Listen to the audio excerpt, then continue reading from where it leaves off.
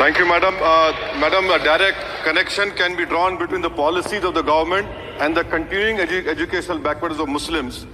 In both higher education and schooling, Muslims want to get formal education, but because of government apathy and negligence, Muslims drop out of the education system is sooner than children of any other community.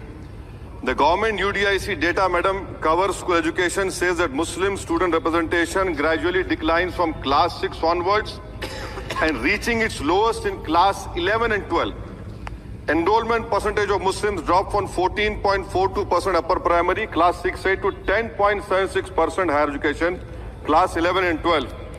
Only 76.37% of Muslim students continue after elementary education as compared to the national average of 81.26. Madam, 28 states have gross GR of 80% for primary education, but only 12 states achieve 80% secondary level. This shows a clear systemic bias against Muslims. Muslim children do not have means to cross beyond primary education, but the government has limited pre-matric and post-matric scholarship class and above. I want to know from the Modi government that does the Muslims of this country have a fundamental right to education under Article 21A or not? Or do you want to make the Muslims, 17 crore Muslim second-class citizens status permanent? Madam, there are 1.7 lakh fewer Muslims pursuing higher education. That was not the case till 2021.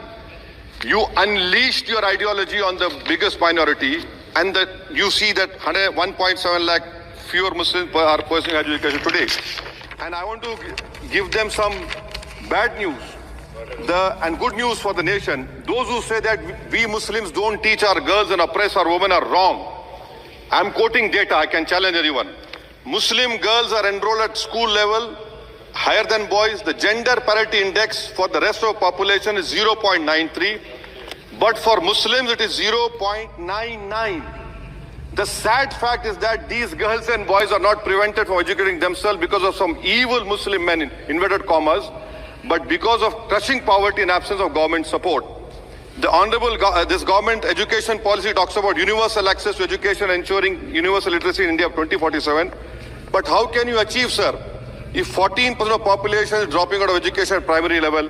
How can you achieve when about 25% of rural youths in the age group of 14 to 18 cannot read a class 2 level text fluently in regional language, and while more than half struggle with division 3-digit by 1-digit problems, a skill usually is expected to achieve in class 3 and 4. Madam, over the years there has been a shift in momentum towards private schools. Government data indicates a decrease in the share of government schools in the elementary category of 87% in 2006 to 62% in 2022. Maybe the Mughals are responsible for this. This means that the government has decided to leave the poorest Indians to for-profit schools and abandon the responsibility on the RT. Madam, for Kendra Vidyalaya, the government